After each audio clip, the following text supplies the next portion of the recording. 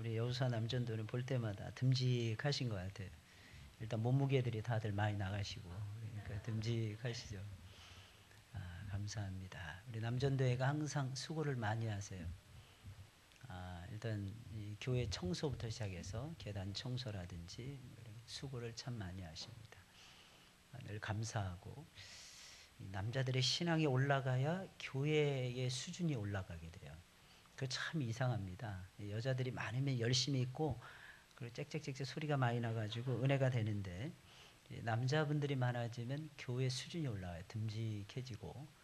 그래서 우리 남전도회가 소중합니다. 항상 소중하니까 특히 우리 4개 남전도회가 있습니다. 위에서 여러분들께서 기도를 많이 해주시기 바랍니다. 또 남자들이 얼마나 불쌍합니까? 죽도록 일을 하고 인정도 못 받고 세상에 나가서도 그냥 피골이 상접하도록 일을 하고 그것도 집에 와서도 또 봉사해야 되고 왜 당신 안 하냐고 바가지 긁는 소리 들어야 되고 남자들이 참 불쌍합니다. 그러니까 여러분들 꼭 기도 많이 해주시기 바랍니다. 왜냐하면 우리는 불쌍한 영혼들을 사랑해야 되잖아요. 그죠? 우리 남전도회 여호수아 남전도회 화이팅 하시기 바랍니다. 오늘은 깨달으면 존귀해진다. 깨달으면 존귀해진다. 이런 말씀이에요. 남전도회하고 딱 맞는 말씀인 것 같아요. 우리 남전도회가 깨달음으로 말미암아 더욱 존귀해지시기 바랍니다. 하나님은 우리들을 끊임없이 지혜의 세계, 명철의 세계로, 지식의 세계로 인도를 하십니다. 오늘 본문 1절부터 4절까지의 말씀을 보게 되면 시인은 세상에 사는 모든 사람들을 지혜와 명철의 세계로 초대하고 있습니다. 하나님은 우리들에게 당신의 사자들을 끊임없이 보내주십니다. 하나님의 사자들을 끊임없이 우리 가운데 보내주시고 끊임없이 간섭하시고 끊임없이 말씀을 들려주시며 우리를 지혜와 명철의 세계로 인도해 가시는 것입니다. 그래서 하나님의 인도하심을 따라가면 지혜로울 수밖에 없는 것입니다. 하나님의 인도하심을 따라가게 되면 지혜와 명철의 세계로 들어가기 때문에 지혜로워질 수밖에 없는 것이고 명철해질 수밖에는 없더라는 것입니다. 그러니 하나님의 인도하심을 따라간다는 것이 여러분들 얼마나 좋은 일입니까? 그러니까 하나님의 인도하심을 받는다. 이게 간섭이 아니에요. 하나님의 사랑하심의 역사라는 것입니다. 그래서 이 역사를 저와 여러분들이 날마다 체험하면서 살아가야 되는 것입니다. 하나님의 인도하심을 따라 순종을 하다 보면 상상할 수도 없는 엄청난 지혜를 받게 되는 거예요. 쉽게 말씀드리면 하나님을 사랑하고 하나님의 인도하심을 따라 저와 여러분들이 신앙생활 열심히 하고 사회생활 열심히 하게 되면 어떤 역사가 벌어지느냐? 똑똑해진다는 것입니다. 그러니까 예수 믿으면 점점 날이 갈수록 똑똑해지는 거예요. 겉사람은 맨날 후패해지는데 속사람은 날로 똑똑해지는 것입니다. 할렐루야. 여러분들 날마다 똑똑해지시길 예수님의 이름으로 축원을 드립니다. 저는 우리 성도들 바라볼 때 얼마나 똑똑한지 모르겠어요. 이번에 시험에서도 딱 여지없이 드러나는 거예요. 왜 이렇게 머리가 좋은지 말이에요. 이런 역사가 사실은 쉽지 않은 것입니다. 장로님들 5분이 응시하면 보통 한두 분은 떨어지게 되어 있습니다. 근데 5분 다 통과를 하는 거예요. 안수일성이 10분 하면 적어도 한 서너 명은 떨어지게 되어 있습니다. 안 떨어지더라는 것입니다. 이유가 무엇이겠습니까? 아주 간단해요, 여러분들. 하나님의 인도하심을 따라 가려고 하면은 하나님이 지혜와 명철의 세계로 저와 여러분들을 인도해 주시고야 말더라고 하는 사실입니다. 제발 믿으시길 예수님의 이름으로 축원을 드립니다. 그런데 참으로 안타까운 것은 이것을 아는데도 불구하고 아직도 많은 사람들은 지혜와 명철의 세계로 인도에 가시는 하나님의 역사하심을 거절하고 있다는 것입니다. 이게 얼마나 어리석은 모습입니까? 하나님은 당신의 사자들을 보내서 끊임없이 지혜를 일깨워주고 끊임없이 명철의 세계로 인도하고 계시는데 사람들은 그것을 거부하고 거절하고 어리석고 미련하고 참으로 미련한 삶을 살아가고 있다는 것입니다. 그래서 시인은 사람은 존귀하나 깨닫지 못하는 사람은 멸망하는 짐승과 같다. 별로 이게 좋은 표현이 아니라서 좋은 표현이 아닙니다, 여러분들. 멸망하는 짐승과 같다는 것입니다. 그러니까 사람이 사고력이 떨어지고 사람이 지혜와 명철에 떨어지면은 뭐가 되느냐? 짐승과 같다는 거예요. 그래서 남자들 보면 보통 그러잖아요. 짐승 같다고 얘기를 많이 하는 거예요. 이래서 그러는 거예요. 남자들이 힘이 세잖아요. 남자들이 훨씬 더 사고력의 폭이 넓잖아요. 그런데 이 지혜와 사고력이 문제만 딱 만나고 어려운 일만 탁 만나면 멈춰버리더라는 거예요. 스탑 사인이 세워지지도 않았는데 스탑하고야 말더라는 것입니다. 그러니까 뒷차들까지 막 그냥 몰려지는 것입니다. 그래서 뭐가 일어나는 거예요? 사고가 발생하는 것입니다. 그래서 아빠가 지혜로워야 돼요. 아빠가 명철해야 되는 것입니다. 아빠의 생각이 깨어있어야 되는 것입니다. 아빠의 신앙이 깨어있어야 되는 것입니다. 아빠들이 정신 차려야만 되는 것입니다. 아빠들이 흔히 집에서 얘기하죠. 애가 공부를 못해가지고 결과가 나쁩니다. 그럼 뭐 하냐면 엄마한테 당신 집에서 뭐 했어? 이러더라는 것입니다. 그 왜 그러시는지 이해를 잘 못하겠어요. 그 손가락 하나는 그 아내를 가리키고 나머지 손가락은 다 자기 가르치는, 그죠? 자기 책임인 거예요. 아빠의 책임이라는 거예요. 아빠의 책임. 유대인들은요, 늘 말씀, 유대인들은요, 엄마가 책임지는 것처럼 겉으로는 보여집니다. 그러니까 엄마가 누구냐? 모세의 엄마 요게벳이었잖아요. 3개월 신앙이었어요. 아기를 딱 품에 안고 하나님의 사랑을 들려주는 게 딱 3개월이었습니다. 그런데 모세가 40년이 지나도록 하나님의 은혜에서 떠나지 않는 거예요. 너무너무 놀랍지 않습니까? 물론 연단을 덜 받아가지고 바로의 공주로 자라다 보니까 세상 부러울 것이 너무 없는 거야. 그러니까 40이 되어도 철이 안 드는 거예요. 그러니까 하나님께서 40년을 광야에다가 그냥 쳐넣어버리는 거예요. 왜? 사람 만들기 위해서. 따라서 하겠습니다. 목사님, 사람이 아니었나요? 여기 나오잖아요. 여기 나오잖아요. 뭐 같다 그랬어요? 짐승이니까 짐승. 언제가 말씀드렸죠? 남자들은 뭐와 같으면 족하다 그랬어요? 제발 늑대와 같다 그랬잖아요. 늑대처럼만 살라고. 에이, 이 늑대 같은 놈 그러는데 사실은 진짜 늑대 같은 놈은 못 만나는 거야. 그러니까 여자들이 답답한 거죠. 이 답답한 거죠. 이 늑대는 어떤 존재? 좋은 거 새기면 자기 아내와 자기 와이프와 자기의 자식들에게 먼저 먹이는 거예요. 이 늑대입니다. 전쟁이 딱 일어나면 제일 먼저 목숨 걸고 싸우는 존재가 아빠들이었어요. 이게 늑대 같은 존재입니다. 할렐루야. 늑대와 같아지시길 예수님의 이름으로 축원을 드립니다. 그리고 죽을 때까지 일부일처제 한답니다. 늑대는 죽을 때까지 자기의 암컷을 놓치지 않는다. 그 늑대는 항상 무리를 지어서 돌아다닙니다. 제발 여러분 늑대 같은 사회를 만들어 가시기 바랍니다. 그러나 여기서 말하는 짐승은 늑대 같은 그런 내용이 아니에요. 멸망하는 짐승과 같다 그랬어요. 사람은 존귀하나 깨닫지 못하는 사람은 멸망하는 짐승과 같다 그랬어요. 사람은 존귀합니다. 여호수아는 존귀합니다. 근데 여호수아가 깨닫지 못하면 멸망하는 짐승과 같다고 하는 사실입니다.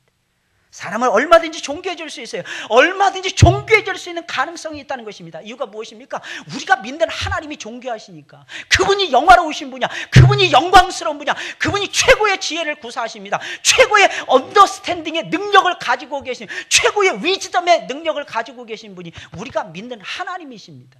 지혜는 위즈덤을 얘기하는 것이고, 여러분 여기서 말하는 명철이라는 언더스탠딩을 얘기하는 것입니다. 사람이 먼저 선 이해하지 않으면 아무리 암기해도 소용이 없는 것입니다. 공부 잘하는 사람, 똑똑한 사람은 먼저 이해를 갖는다는 것입니다. 이해하면 그 다음에 저절로 암기하게 되어 있어요. 왜? 10번, 1000번, 100번 반복하다 보면 내 것이 되더라는 것입니다. 이해 못하면 안 된다는 거예요. 이해한다는 것이 깨닫는 것입니다. 사랑하는 여러분, 이해하시고 살아가시길 예수님의 이름으로 축원을 드립니다. 맨날 문제가 발생되는데 그 문제의 특징이 뭐냐면 오해가 너무 많은 거예요. 오해가 너무 많은 거야. 하나님에 대해서 오해를 너무 많이 하는 것입니다. 많은 사람. 예수 그리스도에 대한 이해도가 떨어지는 것입니다. 여러분 주의 종에 대한 이해도가 훨씬 현저하게 떨어지더라는 것입니다. 그러니까 관계에서 박살이 나는 거예요. 관계에서 박살이 나면 그 다음에 영적인 지식이 절대로 안 들어가게 되어 있는 것입니다. 그래서 깨달아야 되는 거예요. 깨달아야 돼요. 이 깨닫는 게 얼마나 중요한지 모릅니다. 영어로 말하면 인라이트먼트라는 게 밝혀지는, 불을 쫙 쐬주는 거예요. 불을 쫙 밝혀주는 겁니다. 쉽게 말하면 고주파의 헤드라이트를 쫙 비춰주는 것입니다. 그러면 멀리까지 볼 수 있어요. 캄캄한 어둠의 반길을 지나도 어려움 없습니다. 이유가 뭐냐? 하나님의 영적인 지식이 쫙 헤드라이트가 돼서 밝혀지니까 말입니다. 그럼 어떻게 영혼이 살아나는 거예요. 그럼 어떻게 사회성이 탁월해지는 것입니다. 왜? 하나님이 존귀하시다는 걸 알게 되니까, 하나님의 위즈덤이 대단하다는 것을 알게 되니까, 하나님이 피 뿌려 가시는 이해도가 대단하다는 것을 아니까 그 다음은 거기에 그냥 납작 엎드리는 것입니다. 엎드리는 거예요. 엎드리는데 또 승산이 있거든요. 그 엎드림의 시작이네. 지혜로움이 지혜로움. 사람이 존귀하다는 것은 존귀해질 수 있는 가능성을 가지고 있다는 것입니다. 그런데 왜 존귀해지지 않는 것입니까? 하나님의 인도하심을 따라가지 않아서. 그래서 존귀와 지혜와 명철의 세계로 들어가서 하나님이 가르쳐 주신 진리를 깨달아야 되는데 그렇지 못해서. 하나님 우리 인도하고 계시잖아요. 하나님 우리 아버지가 되세요. 한번 따라하세요. 하나님 아버지. 맨날 부르고 있잖아요. 그죠? 예수님은 항상 그래요. 아바 아버지. 이게 무슨 말이냐면 아빠 내 아빠 아버지. 여러분 늘 부르기 좋은 제일 쉬운 이름 아빠, 제일 만만한 이름 아빠 아니겠습니까? 뭐 무술 방대도 아빠, 짐을 옮기는데도 아빠, 청소하는데도 아빠, 빨래하는데도 아빠, 설거지하는데도 아빠. 제일 부르기 쉬운 이름. 용돈 필요할 때도 아빠. 그죠? 뭐 필요한 거 있으면 아빠 하면 요즘 아빠들처럼 순수하게 잘 도와주는 아빠가 어디 있겠습니까? 만약 그렇지 못한 아빠가 계시다면, 특히 여호수아에 계시다면 회개하시기를 예수님의 이름으로 축원을 드립니다. 꼭 회개하셔야 되는 거예요. 피곤한데 우루사 드세요. 우루사 드시고 막 일하시는 거예요. 왜 뭐 출근하기 싫다 그러잖아요. 그 선지 지금도 생각해요. 20년 전이었던 것 같아요. 소파에 앉아서 이 넥타이를 확 피곤하면 넥타이부터 이 목부터 줘요. 그러니까 넥타이 쫙 풀는 거예요. 출근하셔야지. 싫어. 왜? 피곤하니까. 그때 우루사 먹고 그냥 일어나는 거예요. 그리고 하나님의 기뻐하시는 대로 움직여 가는 것입니다. 그러면 하나님이 도와주십니다. 도와주세요. 벌써 이렇게 설교하는데도 좋으시는 분이 이런 세상에 이러시면 안 되는데 여기서 이러시면 안 돼요, 여러분들. 여기는 하나님의 집이에요. 여기서 누가 주무시라 그랬어요, 여러분들. 주무시면 똑바로 뜨시고 저를 쳐다보시기 바랍니다. 막 졸리시는 분들은 한 가지 제가 가르쳐 드릴게요. 안 졸은 밤은 적는 거예요. 계속 적으세요. 우리 목사님 오늘 무슨 설교하는가? 이 설교 언제 또 반복하는가? 자꾸 적으세요. 1999년도에 했다, 뭐 2002년도에 했다 이러면서 딱딱 재보세요. 목사님 그때하고 차이점이 무엇인가 비교하는 거예요. 그래서 그 써놔야지 비교될 거 아니겠습니까? 안 써놓으면 모른다는 거예요. 안 써놓으면 모른다는 거예요. 하나님은 우리를 진리와 사랑의 세계 가운데로 인도해 가시는 거예요. 진리와 사랑의 세계 가운데. 그래서 하나님께서는 우리로 하여금 존귀해질 수 있도록 깨닫는 축복을 하나님이 우리에게 부어주시는 것입니다. 그런데 하나님의 진리를 깨닫지 못하고 있으니 여러분들 어떻게 저와 여러분들이 존귀해질 수가 있겠습니까? 그래서 시인은 깨닫지 못하는 사람은 멸망하는 짐승과 같아서 존귀해질 수 없다라고 선포를 하고 있는 것입니다. 그럼 깨달아야 짐승과 같아지지 아니하고 하나님과 같아질 수 있고 존귀해질 수가 있는데 도대체 무엇을 깨달아야 존귀해질 수가 있는 것입니까? 여러분 오늘 시인은 아주 쉬운 걸 우리에게 제시해주고 있어요. 너무나 평범한 것을 우리에게 제시해주고 있는데 우리가 평범한데도 불구하고 확신 있게 그 진리를 받아들이지 못하는 내용에 대해서 저와 여러분들에게 일깨워주고 있습니다. 첫째로 재물을 의지하는 사람은 구원을 받지 못한다는 것을 깨달아야 됩니다. 재물을 의지하는 사람은 구원에 이를 수 없다 하는 것을 우리에게 가르쳐주고 있는 것입니다. 보면 5절 8절에 있는 말씀이에요. 다 같이 한번 읽어볼까요? 시작. 죄악이 나를 따라 애우는 환난의 날에 내가 어찌 두려워하랴. 자기의 재물을 의지하고 풍부함으로 자긍하는 자는 아무도 결코 그 형제를 구속하지 못하며 저희 생명의 구속이 너무 귀하며 영영이 못할 것임이라. 아멘. 여기 특징이 뭐예요? 자기의 재물을 의지하고 풍부함으로 자부심을 가지고 살아가는 자는 누가 옆에서 구원을 못하더라는 것입니다. 아무도 속전을 지불한다 할지라도 그 영혼을 건질 수가 없다라고 하는 것입니다. 하나님은 의인들을 어떻게 다루십니까? 의인들에게 두 가지를 주십니다. 첫째는 말씀이에요. 하나님의 종을 보내서 말씀을 가지고 의인들을 부십니다. 그래서 하나님의 종들을 통해서 말씀이 들려질 때 그 말씀대로 빨리 순종해야 되는 것입니다. 그러자면 하나님께서 2단계 역사하십니다. 그것이 무엇입니까? 환난입니다. 근데 우리는 2단계 들어가도 깨닫지를 못하는. 하나님 말씀이 주어졌을 때 깨달으면 너무너무 좋은데 하나님 말씀 주어지고 그래도 못 깨닫습니다. 그래서 하나님께서 환난으로 막 쥐어짜듯이 짜내는 것입니다. 그래도 깨닫지를 못하는 것입니다. 그래서 어떻게 보면 하나님 말씀 딱 듣자마자 순종하시는 여러분들이 되시길 예수님의 이름으로 축원을 드립니다. 죄악이 나를 따라 애운다. 이것은 무엇이냐면 죄악이 나를 짠다 이런 뜻입니다. 죄악이 나를 짜낸다 이것입니다. 하나님은 당신의 백성들을 가만 놔주지 않으시고 환난의 풀무, 환난의 도가니 속에다가 밀어넣어서 당신의 백성들 안에 있는 교만함, 우리에게 제일 큰 원수가 뭐냐면 교만함 아니겠습니까? 이 교만함과 죄악의 찌꺼기들을 전부 다 짜내십니다. 세상 사람들은 많은 재물을 모아서 하고 싶은 거 다 하면서 살아도 그냥 하나님이 내버려 두십니다. 그런데도 불구하고 당신의 백성들은 철저하게 연달아요 죄라는 죄는 몽땅 다 짜내시는 것입니다. 그러니 세상 사람들이 봤을 때는 예수님을 믿는 사람들이 참으로 미련하고 어리석고 멍청한 사람들처럼 보여지더라는 것입니다. 왜 그런 것입니까? 세상에 좋은 것을 누리지도 못하고 부여하지도 못한데 하나님이 철저하게 연단해서 죄라는 죄는 몽땅 닿지 않으시니 어찌 그렇게 보이지 않겠습니까? 세상 좋은 것도 못 누려. 여러분들, 우리가 잘못되면 우리가 하나님 말씀 따라가지 못하잖아요. 그럼 세상 좋은 거 절대로 못 누립니다. 이유가 무엇인 줄 아십니까? 행함으로 말미암아 하나님께서 복을 부어주시니까.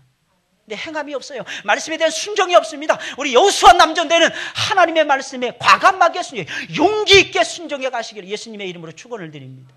여러분, 순종에는 용기가 있어야 되는 거예요. 용기. 믿음 하는데 아닙니다. 믿음은 다 있어요. 근데 뭐가 없느냐? 용기가 없는 거야. 또 뭐가 없냐? 지혜가 없는 것입니다. 사실은 미련하더라는 것입니다. 하나님이 어떻게 역사하시는지를 깨닫지 못하는 거예요.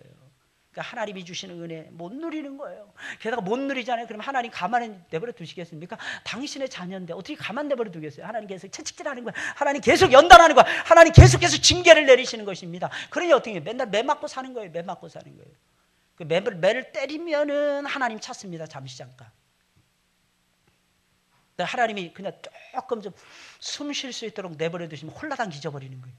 그래서 멀리 멀리 갔더니 처량하고 고나여 슬프고 또 외로워 정처없이 다니네. 다니다가 쉴 때에 꼭 만나는 놈이 있어요. 섭섭한 일 만나도 홀로 있게 마시고 길이 함께 하소서. 처량하죠, 그죠? 딱 그러게, 이 세상에 내가 제일 불쌍하다. 따라서 했습니다. 제일 존귀한 사람이 난데 제일 처량한 신세로 전락하는 거예요. 용기를 가지고 지혜를 가지고 하나님의 일을 선택을 해야 되는데, 하나님 기뻐하시는 일을 선택해야 되는데, 목사님 저 사람 시험 들었는데 나도 시험 들어. 그만큼 미련한 게 어디 있어요? 호세아 11장의 말씀을 보면 이런 말씀이 있습니다. 내가 너희를 아드마처럼 놓겠느냐 스보임처럼 놓겠느냐. 여러분 아십니까? 아드마 스보임이 어떤 도시였는지 여러분 아십니까? 어떤 도시예요? 어떤 도시입니까?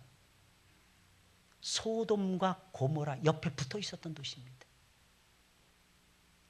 세 도시가 붙어 있었어요. 소알까지 세 도시가. 5도시가 뭉쳐져 있었어요. 하나님이 징계를 내려서 4도시가 폭삭했습니다. 소알이라고 하는 유일한 성만 딱 남겨두고. 왜? 그 성으로 롯과 그의 딸들이 피난을 갔기 때문입니다. 근데 스보임과 아드마는요, 소돔과 고모라가 멸망할 때 같이 망했어요. 덩달아 망했어요. 남 망할 때 같이 망하던. 여러분, 우리는 그런 인생을 살아가서는 안 됩니다. 그런 미련한 인생이 돼서는 안 돼요. 남 망하는 거 보면 나는 정신 차려야 되는 거야. 저렇게 망하지 말아야지. 나는 저렇게 살지 말아야지. 이러면서 벌떡벌떡 일어나는 것입니다. 내가 하나님을 찬양해야지. 하나님을 찾아야지. 나는 하나님을 사랑해야지. 내가 스보임처럼 아드마처럼 망해서는 안 되지. 오히려 벌떡벌떡 일어나서 더 열심을 내야만 되는 것입니다. 그러면 하나님께서 도와주시게 되는 거예요. 사랑하는 여러분들, 믿으시기를 예수님의 이름으로 축원을 드립니다. 보통 의리 있는 사람들 되려고 그러죠. 의리. 하나님하고 의리를 제발 지키세요. 하나님하고 의리. 그리고 두 번째는 하나님의 종과의 의리를 지키세요. 제일 힘들고 어려울 때 제일 많이 달려갔던 사람이 누굽니까? 여러분 생각을 해보세요. 저는 옛날에 불멸의 이순신 100회를 보면서 다 봤어요. 처음부터 끝까지 저는 눈물로 봤어요. 이 리더가 된다는 건요, 눈물이 없이는 못 갑니다. 외로움이 없이는 못 가요. 맨날 바다만 쳐다보면서 남해 바다, 서해 바다 쳐다보면서 눈물 짓는 이순신 장군의 그 모습이 저는 지금도 계속 노래 속에 박혀 있어요. 휘하 장수들이 처음에는 막 거절합니다. 나중에 다 따라옵니다. 그때 그들이 깨달은 것입니다. 우리 장군님만큼 우리를 사랑해주고 우리를 생각해주는 사람이 누가 있냐는 거예요. 그 휘하 장수들이 감동을 받는. 근데 결정적인 순간엔 다 까먹는 거예요. 하나님이 주의 종을 보내서 하나님의 일을 하셨다는 것을 잊어버리는 거예요. 그 주의 종들을 존귀하게 여겨야 됩니다. 특별히 누구를 제일 존귀하게 여겨야 될까요? 다 같이 시작. 몇 사람만, 그 사람들만 복이 왕창이라니까. 우리 성도님들 너무 착해가지고 점잖으셔가지고 표현을 안 하시는 것 같아요. 실력은 표현력이에요. 실력은 아무리 지식 잔뜩 가지고 있으면 뭐합니까? 표현하지 못하는 지식은요, 사장된 지식이에요. 죽어있는 지식입니다. 표현할 수 있어야 되는 거예요. 표현력이 실력이라는 표현력. 저 시 잘 쓰고 이런 사람들 그렇게 부러워요. 노래 잘하는 사람들 노래로 그냥 막 모든 것을 한 곡만 쫙 불러도, 조용필이 딱 나와서 한 곡만 딱 불러도 여기 있는 사람들의 그 마음에 엄청나게 설교 한 100배 이상으로 감동을 주더라고요. 저는 그게 그렇게 부러웠어요. 그게 하나님, 나도 좀 노래 좀 잘하게 해주세요. 저 예수님 따라간다는 게 쉬운 게 아니에요. 결정적인 순간은 하나님과의 의리를 잘 지키세요. 그러면 하나님께서 복을 주실 것입니다. 두 번째, 주의 종과의 의리고, 세 번째 교회와의 의리입니다. 교회. 하나님은 교회라고 하는 집을 통해서 역사하십니다. 진리의 기둥과 터죠. 진리의 기둥과 터가 교회라는 거예요. 하나님의 집이라는 거예요. 그러니 어디에다가 마음을 두시고 어디에 치심하시겠습니까? 우리 여호수아 남전대는 항상 하나님의 교회에 치심하시고 항상 중추적인 역할을 앞으로도 예수님 오시는 그날까지 감당해내시길 예수님의 이름으로 축원을 드립니다. 감당해내셔야 돼요. 이때 하나님이 제일로 기뻐하시는 거예요. 돈으로 다른 것은 다 살 수 있어도 영생은 살 수 없습니다. 영생이란 하나님을 아는 것입니다. 유일하신 참 하나님을 알고 그가 보내신 자 하나님의 아들이신 예수 그리스도를 아는 것이라고 했어요. 그리고 하나님과 교제하는 것이고 하나님의 영광을 영원 무궁토록 함께 누리는 것이 영생이라고 했습니다. 이 세상에 있는 모든 보화를 다 바쳐도 영생은 살 수가 없습니다. 이유가 무엇입니까? 한 영혼의 가치가 천하보다도 소중하기 때문입니다. 한 영혼의 가치가 천하보다 소중한데 천하에 있는 재물을 가지고 어떻게 한 영혼을 사낼 수가 있겠습니까? 계산이 안 되잖아요. 계산이. 여러분, 재물이라는 것은 인간끼리의 약속입니다. 사람들은 돈의 가치를 최고로 쳐주지만 하나님은 돈의 가치를 그런 약속을 하신 적도 없고 그것을 인정하지도 않습니다. 그래서 일단 돈부터 사람들은 모으려고 하는 것입니다. 그러나 이 생각은 잘못되어도 아주 잘못된 생각이라는 것입니다. 먼저 내 영혼을 사랑하고 내 영혼을 건져내야 되는 거예요. 그 다음에 돈 보세요. 할렐루야. 왜? 그 다음에 돈이 필요하거든. 먼저 내 영혼을 살리는 거예요. 내 영혼이 살아나야 되더라는 것입니다. 그 다음에 학문을 닦는 거예요. 그 다음에 돈을 버는 거예요. 그 다음에 직장에서 인정을 받는 것입니다. 무엇을 깨달아야 존귀해질 수 있습니까? 재물을 의지하는 사람은 분명히 짐승처럼 망하더라는 것입니다. 그런 점에서 현대에는 참 미련하고 멍청한 존재들입니다. 이유가 무엇입니까? 인류 역사 속에서 현대인들만큼 재물을 탐하고 재물을 의지하는 족속들이 없었기 때문입니다. 현대인들은 문명임을 자처합니다. 그런데 문명의 노예가 되어서 살아가고 있다고 하는 사실입니다. 문명을 하나라도 더 누리기 위해서 얼마나 많은 재물을 그저 쌓아두려고만 하고 있는지 모르더라는 것입니다. 돈이라는 건요, 잘 쓸 때에 열매가 나타나고 마음이 뿌듯해지고 만족함에 빠지게 되는 것입니다. 쌓아두는 데는 별로 재미없어요. 여러분들, 처음에는 좋을 수도 있을 것입니다. 나중에 재미없습니다. 그런데 더욱 놀라운 사실은 하나님의 백성들조차 세상 사람들처럼 그렇게 살아가고 있다는 것입니다. 하나님의 인정도 받아야 되고 세상 것도 누리겠다는 것입니다. 여러분, 우리는 결정적인 순간 세상 것 딱 포기하고 하나님 붙들어야 됩니다. 근데 참 신기합니다. 하나님 붙드는 사람은 세상의 영광을 하나님 통째로 줘버리십니다. 이유가 무엇입니까? 세상의 영광을 줘도 교만해지지 않고 줘도 하나님을 사랑하니까 하나님이 갖다 부어주시는 것입니다. 처음엔 잘 되는 것 같죠? 세상을 붙들면. 나중에 안 됩니다. 나중에. 우리 삶은요, 끝까지 재봐야 되는 거예요. 끝까지. 중간평가하려고 하지 마세요. 마지막에 웃을 수 있는가? 마지막에 골 넣는 놈이 이기는 것이 뭐. 지난번에 카타르하고 우리 축구 시합했잖아요. 그래서 어떻게 됐습니까? 우리가 2대1로 이겼습니다. 96분경에 딱 넣었어요. 마지막 추가 시간 5분 줬거든요. 하도 더티하게 하니까 일본 주심이 어쩔 수 없이 시간 휘슬을 못 부는 것입니다. 불려고 하다가 1분 더 줬는데 골이 들어갔습니다. 할렐루야. 이유가 무엇입니까? 대한민국은 하나님이 사랑하시는 나라이기 때문에. 저는 그렇게 생각을 합니다. 우리나라 사람 참 미련해요. 세계 나가보면 알 수 있어요. 세상 사람들이, 세계 모든 나라들이 우리 민족을 해서 뭐 해준 게 별로 없어요. 겨우 6.25 때 우리나라 지켜준 게 거의 전부입니다. 전부예요. 우리 나라를 위해서 선교사님들도 많이 왔지만 병원도 세우고 학교도 세우긴 했습니다. 인도라든지 아프리카라든지 일본이라든지 중국이라든지 이런 데서 그들이 투자했던 것하고 비교가 안 됩니다. 한국은 참 처량한 백성들이에요. 옛날에 독립군들이 맨날 그 노래 부르면서 울 밑에선 봉선하야 내 모양이 처량하다. 이게 우리 민족의 모습이라 저는 늘 그렇게 생각을 합니다. 근데 이상하게 세계만 나가면 한국 사람들은 주머니를 과감하게 열어서 풀어제낍니다. 미친 것 같아. 내가 봤을 때 너무 미친 것 같아 한국 사람들. 근데 너무 신기한 건 하나님이 보고 계셔서 우리나라 복을 부어주시는 거예요. 복을 주시는 거예요. 복 주시고 또 복 주시는 것입니다. 번성케 하시고 번성케 하시는 것입니다. 하나님께서 우리 한민족을 사랑하시는 거예요. 참 이게 놀라워요.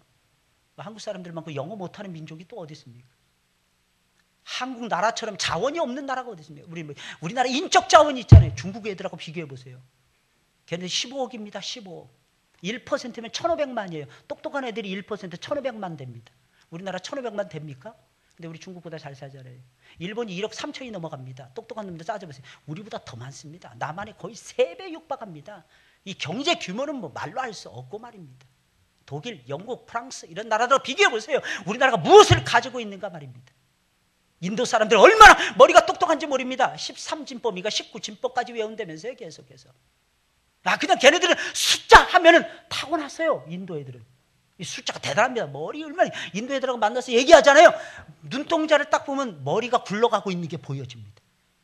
징글징글해요. 이놈의 새끼들 아주 인도 새끼들. 맨날 사기치려고 하고 맨날 이게 돌아가는 거예요. 맨날 돌아가. 인도 사람 가까이 하지 말라고 하면 해외 나가면 인도 사람 가까이 하지 말라고. 혹시 여러분들 친척 가운데 인도 사람이 있다면 사랑하시기 바랍니다. 불쌍한 사람들. 뭐 여러분들께서 이렇게 타부하라고 이런 말씀 드리는 것이 아닙니다. 제일 미련하고 제일 어리석고 가지고 있는 것이 없는 나라가 우리나라라는 것입니다. 그런데 하나님께서 역사하시는 것입니다. 이유가 무엇일까요? 아주 간단합니다. 결정적인 순간에 하나님을 미련하게 선택하고 있거든요. 아직까지는. 여러분들도 그렇게 살아가셔야 됩니다. 복 받는 사람들 가만 보면 다르더라고. 뭐가 다를까요? 계산 없이 미련하더라고. 대책 없이 미련하더라고요. 이게 뭐예요? 순전하면 욥은 항상 하나님 앞에 순전했다. 그랬어요. 순전했다. 여러분 순전해지시길 예수님의 이름으로 축원을 드립니다. 헌금 조금 하고 많이 한 것처럼 계산하지 마시고 말입니다. 11조는요 어떻게 보면 우리 성도들이 복받는데 기본입니다. 기본 10에 2조 3조 해야 되는 거예요. 아니 10에 5조까지도 하나님 앞에 바치면서도 뭐라고 생각해요? 하나님 나는 몸밖에 드릴 것이 없어. 몸 드립니다. 나는 하나님 앞에 더 드릴 수가 있는데 더 드리지 못했습니다. 이 중심이 있어야 되는 것입니다. 재물을 의지하지 마세요. 여러분들 재물을 의지하는 자는 반드시 멸망하고야 말 것입니다. 둘째로 모든 사람은 종교 하나 반드시 죽는다는 것입니다. 9절부터 14절까지의 말씀이에요. 다 같이 읽어볼까요? 시작. 저로 영존하여 썩음을 보지 않게 못하리니 저가 보리로다. 지혜 있는 자도 죽고 우준하고 저희의 재물을 타인에게 끼치는도다.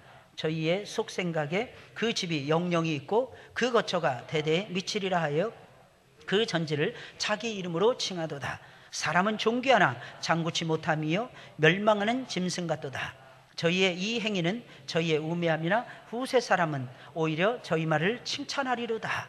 양같이 저희를 음부에 두기로 작정되었으니 사망이 저희 목자일 것이라. 정직한 자가 아침에 저희를 다스리리니 저희 아름다움이 음부에서 소멸하여 그 거처조차 없어지려니와. 아멘. 우리가 다 아는 진리죠. 사람은 누구나 죽는다는 것입니다. 지혜 있는 자도 죽고 지혜가 없는 자도 죽습니다. 그런데 재물을 의지하는 사람들은 다른 사람들의 죽음을 보고 알면서도 자기는 마치 영원히 살 것처럼 계속해서 재물을 움켜쥔다는 것입니다. 죽은 후에는 절대로 그 돈을 가져갈 수 없다는 것을 알면서도 재물을 한번 손에 꽉 쥔 다음에는 재물을 모으기에 급급하더라는 것입니다. 사람이 일단 죽으면 한 푼의 돈에도 손을 대지 못합니다. 죽는 그 순간부터 그가 모은 재물은 전부 다 타인의 소유가 되는 것입니다. 그런데도 사람들은 한번 돈을 손에 쥐게 되면 절대로 놓지를 않는다는 것입니다. 마치 다른 사람은 다 죽어도 나는 죽지 않을 것이야 이렇게 믿고 행동하는 사람처럼 보여지더라는 것입니다. 왜 그런 것입니까? 자기도 죽는다는 것을 알면서도 왜 죽음 이후를 대비하지 아니하고 그저 돈만을 열심히 모으는 것입니까? 그것은 죽음에 대하여 생각하는 것이 무섭고 두렵기 때문이라는 것입니다. 웬만하면 이 세상에서 죽음에 대해서 생각하지 않고 살아갔으면 좋겠다라고 생각하는 마음이 그들의 마음속에 있다고 하는 사실입니다. 죽음에 대하여 생각하는 것이 너무나도 무섭고 두렵기에 최대한 잊어버리고 싶어서 일부러 세상 길에 몰두하는 것입니다. 게다가 돈은 많으니까 그 돈 가지고 열심히 쓰면서 자기만을 위해서 살아가고 있다는 것입니다. 그러나 아무리 부인하려고 해도 부인할 수 없는 사실이 있습니다. 그것이 무엇입니까? 사람은 누구나 죽는다는 거죠. 그 사람 아무리 재물을 모은다 할지라도 그 사람 역시 죽는다는 것입니다. 그것이 바로 하나님이 정해놓으신 이치이며 이 세상의 섭리라는 것입니다. 아무리 거부하려고 해도 거부할 수 없고 아무리 잊어버리려고 해도 잊어버릴 수가 없는 것이 사람은 죽는다는 것입니다. 부자도 죽습니다. 가난한 사람도 죽습니다. 학식이 풍성한 사람도 죽습니다. 학식이 없는 사람도 죽습니다. 이 죽음이 다르냐? 다르지 않다라는 것입니다. 심지어는 노인들만 죽는 것이 아니라 어린 아이들도 죽게 되는 것입니다. 아이라고 해서 노인보다 오래 사느냐? 그럴 수 없다고 하는 사실입니다. 물론 죽기까지 많은 돈을 모아두면 멋진 장례는 치러지기에 사람들의 부러움은 살지 모르겠습니다. 죽기 전에 엄청난 업적을 남기게 되면 후세 사람들로부터 당신은 굉장한 사람입니다, 칭찬을 받을는지 모르겠습니다. 그러나 거기까지라고 하는 사실입니다. 그 모든 일은 어디까지나 이 세상에서의 일인 것이며 우리 모두는 이 땅에 모든 것을 남겨두고 죽어야 하는 것입니다. 시인의 말대로 사람은 존귀한 존재입니다. 사랑하는 여러분들, 믿으시길 예수님의 이름으로 축원을 드립니다. 존귀하니까 존귀하게 살아가야죠. 그러나 진정으로 존귀해지려면 사람은 존귀하지만 반드시 죽는다는 것을 깨달으셔야 됩니다. 사람 반드시 두고 간다는 거죠. 두고 간다는 거죠. 그러면 절대로 욕심을 크게 부리지도 않을 것이며 작은 일에 크게 분노하지도 않을 것입니다.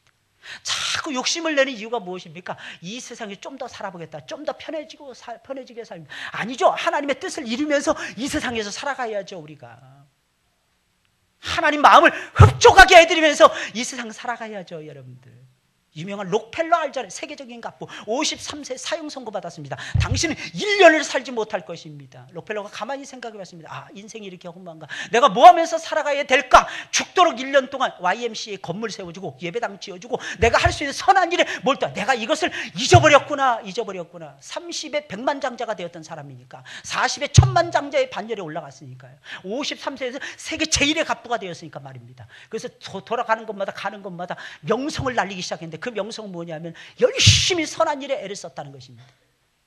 근데 그 주로 무슨 일을 많이 했느냐? 이 독거 노인들, 혼자 사는 노인분들, 엄마 아빠 없이 외롭게 자라고 있는 고아들, 이런 사람들을 위해서 자기의 재물을 마음껏 쓰기 시작했답니다. 1년 딱 지났답니다. 안 죽는 거예요. 93세까지 살았답니다. 93세까지. 그러면서 선한 일을 40년 가까이 하다가 하나님 품에 다 갔답니다. 할렐루야. 이게 존귀한 인생이죠. 이게 존귀한 인생. 여러분 우리는 머리를 들고 하늘을 쳐다보면서 사는 사람들이잖아요. 우리의 가치는 저 하늘에 있습니다. 이 땅이 아니에요. 이 땅이 아니에요. 그래서 어떻게 하나님이 재물을 주면 밭에 감추인 보화에 나오잖아요. 저는 그게 참 성경을 읽으면서 그 대목이 그렇게 재밌는 거예요. 그 대목이 분명히 구원은 하나님의 은혜로 주시는데 그 구원을 사내고, 여러분들 꼭 기억하세요. 그 구원을 사내고 그 구원을 누리고 그 구원의 역사 속에서 복을 누리는 비결은 딱 간단합니다. 내가 가지고 있는 재물을 다 팔아서 그 구원을 살려고 하는 마음입니다. 그래서 자기 밭에 쫙 감추는데 이게 도지 내서 농사 짓는 밭이었거든요. 어느 날 방에 새스랑을 탁 찍었는데 쨍그랑 소리가 나네. 딱 보니까 세상에 금은보화가 찼는데 이 사람 지혜로운 사람입니다. 발견됐습니다. 나팔 불지 않습니다. 어떻게 땅속에다 고이 부숴두고 아무도 모르게 합니다. 그리고 자기 전세는 다 팔아버립니다. 왜? 그 밭을 사야 되니까 자기 전세는 다 팔아, 자기 모은 재산 다 파는 것입니다. 그리고 그 밭을 사는 거예요. 그래서 구원에 이르게 되는 것입니다. 그 보물을 자기 것으로 삼게 되는 것입니다. 여러분들 옆에 보물 있죠? 잘 보세요. 보물이 있지 않습니까? 여러분들이 옆에 앉아 계신 그분들이 보물인 거예요. 무슨 말인지 이해 못 하시는 분들은 못 하시는 거고, 오늘 제목이 깨달아야 존귀해질 수 있다니까. 이 존귀하신 분들이 옆에 앉아 계시는데도 저희는 말이야 말도 안 듣고 징그럽게 예배 시간 맨날 늦고 징그지게 저 사람 없으면 내가 진짜 교회 갈 맛 나는데 징그지게 이러는 진짜 미치겠어요. 그 사람 섬기라고 하나님이 보내주신 거예요. 아이들 보세요. 아이들 성장하는데 얼마나 못났습니까? 내 새끼만 아니면 꽉 그냥 이러고 싶을 때가 너무 많잖아요. 내 새끼로 삼은 건데 어떻게 하겠어요? 그거. 하나님이 주신 건데. 그런데 참 입양하시는 분들 정말 대단하십니다. 저 그냥 존경심이 우러나. 근데 사실은요, 그렇게 했을 때 내 영혼이 살아나니까 그 짓 하는 거예요. 그 선한 짓을. 그렇지 않나요? 우리가 선한 짓을 하는 이유가 무엇입니까? 내가 살고 하나님의 영광도 나타나고. 그러니까 하는 거예요, 사실은. 많은 분들이 목사님 그렇게 힘드셔서 어떻게 합니까? 여러분, 이 세상에서 저는 이렇게 생각합니다. 이 세상에서 힘들지 않은 일이 어디 있겠어요? 근데 벌어먹고 살기 위해서도 힘든데 저는 하나님의 복음을 증거하기 위해서 힘드니까 저는 그게 오히려 더 저한테는 엄청난 에너지가 되는 것 같아요. 잠깐 눈만 붙여도 그냥 가는 거예요. 그냥 입신하는 거예요. 잠깐만 눈을 붙여도 입신해버려요. 딱 5분 10분만 딱 자고 일어나도 하나님이 명쾌하게 하시는 거예요. 할렐루야. 여러분들 일 아니라고 해서 별로 이렇게 호응도가 떨어지는데 남이 잘 되는 걸, 사촌이 땅 사고 논 사람 배 아파서는 그리스도인이 아니에요. 그 세상 사람들입니다. 그리스도인 사촌이 논을 사고 땅 사면 축하해 줘야 됩니다. 저기서 11조는 적어도 11조는 하나님께 바치겠지. 할렐루야. 그래서 하나님 나라가 일어나겠지. 그래서 다른 사람 잘 되도록 기도 많이 해주셔야 되는 거예요. 시인의 말대로 꼭 깨우세요. 사람은 존귀한 존재라는 거예요. 제발 크게 욕심 부리지 마세요. 세상 욕심을 얘기하는 것입니다. 여기 하나님을 향한 열정을 부리지 말라는 뜻이 아닙니다. 또 오해해가지고 또 내가 하나님을 너무 열심히 믿나? 따라서 하겠습니다. 따라서 하세요. 크게 따라서 하세요. 아직 멀었습니다. 아직 멀었어요. 아직 멀었어요. 우리는 늘 멀었잖아요. 늘 부족하잖아요. 작은 일에 너무 크게 분노하지 마세요. 작은 일에 너무 크게 분노하지 마세요. 혈압만 올라갑니다. 혈압만 올라가요. 일은 안 됩니다. 작은 일에. 죽음이 눈앞에 있는데 어떻게 내 욕심만을 챙길 수 있겠습니까? 죽음이 코앞에 있는데 어떻게 크게 분노할 수 있겠습니까? 그러니 누구나 반드시 죽는다는 이 진리만 깨달아도 겸손해질 수 있고 존귀해질 수가 있는 것입니다. 마지막 세 번째로, 비록 가난해도 경건한 나는 하나님이 영접하십니다. 이것을 깨달아야 되는 것입니다. 본문 15절부터 19절 말씀입니다. 하나님은 나를 영접하시리니 선포하는 거예요. 하나님은 나를 영접하시리니 이러므로 내 영혼을 음부의 권세에서 구속하시리로다. 이 무슨 말이에요?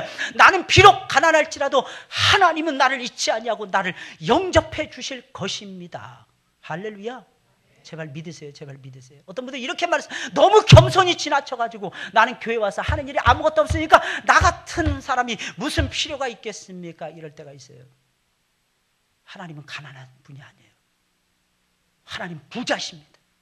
하늘과 땅의 모든 것이 다 하나님이십니다. 사랑하는 여러분들, 제발 믿으세요. 우리가 행하는 건 정말 작은 거예요.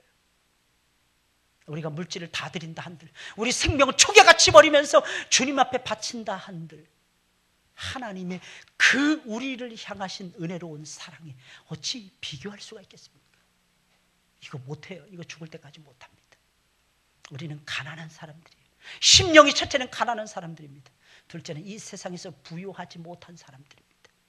그런데 하나님 그러할지라도 여러분들 영접해 주십니다. 하나님 귀하게 여기세요. 귀하게 여기신다니까요. 귀한 삶을, 귀한 생각을 하시면서 귀한 삶을 제발 살아가세요. 멸망하는 짐승처럼 살지 마시고 눈에 보이는 것만 계산하지 제발 마시고 말입니다. 보이지 않는 큰 가치가 있더라는 것입니다. 그 가치에 딱 붙들리는 거예요. 사람이 치부하여 그 집 영광이 더할 때 너는 두려워 말지어다. 어떤 사람이 치부해서 그 집 영광이 날마다 더해가는 것입니다. 그러다 할지라도 너 부러워하지 말라는 거예요.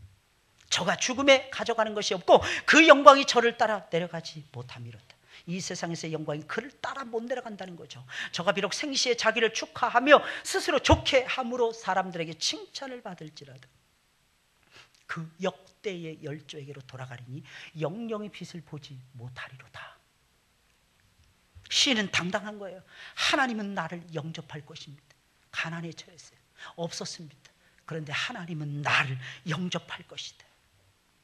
이게 시인의 마음이었어요. 시인은 알았던 것입니다. 구원은 제물로 되지 않는다는 거예요. 구원은 오직 여호와의 은혜로 말미암는다는 것을 알았던 것입니다. 내 힘과 내 지혜로 구원을 받는 것이 아니라 오직 하나님의 역사로만 구원을 받는다는 것을 알았던 것입니다. 당연한 것이 아니겠습니까? 영혼 구원의 역사는 오직 하나님의 뜻을 따라 하나님이 정해놓으신 방법으로만이 이루어지는 것입니다. 그래서 시인은 오직 하나님만을 바라보며 오직 그 주권적인 하나님만을 의지하고 있었던 것입니다. 시인은 재물을 많이 모아서 잘 먹고 잘 사는 사람들을 바라보며 처음에는 무척이나 부러웠을 것입니다. 부자들이 누리는 영광을 나도 한번 누려봤으면 소원이 없겠다 이렇게 생각했을 것입니다. 사람들이 부자들을 칭찬하는 것을 들으면서 나도 저런 칭찬을 한 번쯤 받아봤으면 좋겠다 분명히 생각했을 것입니다. 그러나 그럼에도 불구하고 그런 것들로는 하나님 나라에 들어갈 수 없다는 것을 깨닫고는 자기 자신을 향해서 너는 부자의 영광을 부러워하지 말라고 외쳤다는 것입니다. 부자를 부러워했다가는 부자와 함께 망할 가능성이 매우 높기에 부자를 부러워하지 않기로 시인은 결심을 한 것입니다. 사랑하는 여러분, 언제 우리가 존귀해질 수 있습니까? 저는 우리 여호수아 남전대가 존귀해졌으면 좋겠습니다. 하나님이 가르쳐 주시는 놀라운 진리를 깨달았을 때라고 하는 사실입니다. 하나님이 가르쳐 주신 놀라운 진리, 그것이 무엇이? 재물을 의지하는 자는 망한다는 거예요. 재물을 의지하는 자는 구원을 받지 못한다는 것입니다. 이 세상의 영광을 의지하는 자는 절대로 하늘의 영광에 붙들릴 수 없다는 것입니다. 사람은 존귀하지만 반드시 죽음을 당한다는 것입니다. 그래서 죽음 앞에서 사는 자가 지혜로운 자예요. 내가 오늘이 마지막 날인데 이 의식이 있어야 되는 것입니다. 이 의식이 여러분들의 영혼을 풍요롭게 해주실 것입니다. 이 의식이 여러분들의 삶을 목적 지향적이고 하나님 중심 지향적이고 교회 중심 지향적인 인생으로 여러분들의 인생을 바꿔 놓고야 말 것입니다. 경건한 나는 하나님이 버리지 아니하시고 반드시 가난할지라도 영접해 주신다라는 것을 깨달으시길 예수님의 이름으로 축원을 드립니다. 이 진리를 깨닫는 자는 복이 있는 사람이에요. 이 진리를 깨달은 사람들은 반드시 하나님의 것을 구분합니다. 이 진리를 깨달은 사람들은요, 하나님을 두려워합니다. 이 진리를 깨달은 사람은 교회를 존중히 여깁니다. 사는 내용이 달라요. 사는 방식이 달라집니다. 세상 거 하나라도 더 누리기 위해서, 더 취하기 위해서 절대로 아둥바둥하지 않습니다. 딱 한 가지, 왕이신 하나님의 마음이 어디가 있을까? 그거 생각해요. 그거 생각해요. 그래서 지금도 사람들이 세상에 빠져있는 사람을 불쌍히 여기는 거예요. 이 세상이 전부라고 생각하면서 그저 먹고 마시는 일에만 취해 있는 사람들을 바라봅니다. 딱 생각나는 문구, 하나님 나라는 먹고 마시는 나라가 아니에요. 성령 안에서 의와 평강과 희락이니라 말씀을 들려주고 싶은 욕망, 거룩한 욕망이 일어나더라는 것입니다. 저는요, 정직하게 말씀드리겠습니다. 이 세상에 어떤 위치에 있는 사람이라도 저는 부럽지 않습니다. 이유가 무엇입니까? 내 주 예수께서 나를 사랑하시기 때문입니다. 여러분들 알고 계십니까? 하나님이 여러분들을 사랑하신다는 거, 존귀하게 여기신다는 거. 그러니 하나님께서 얼마나 여러분들 높여주시겠습니까? 높여주시겠습니까? 얼마나. 그래서 저 하늘나라까지 끌고 가시는 거 아니겠어요? 저 높고 높은 나라에까지, 저 높고 높은 나라에까지. 그래서 여호수아는 정복자잖아요. 정복자가 되시길 바랍니다. 제일 먼저 나를 정복할 줄 알아야 돼요. 그래서 각을 탁 떠서 하나님 앞에 드려야 돼요. 그럼 하나님께서 그 존귀한 예물을 아벨의 제물인 줄 알고 주께서 받아주실 것입니다. 아벨의 이름의 뜻은 허무라고 하는 뜻이에요. 고독이라고 하는 뜻입니다. 우리 인생 다 허무한 거예요. 근데 아벨은 존귀했습니다. 왜? 자기의 생명을 하나님께 드렸으니까. 제물되게 드렸으니까. 이 모습이 여러분들의 모습이 되시길 예수님의 이름으로 축원을 드립니다. 기도하겠어요. 존귀하신 하나님 감사.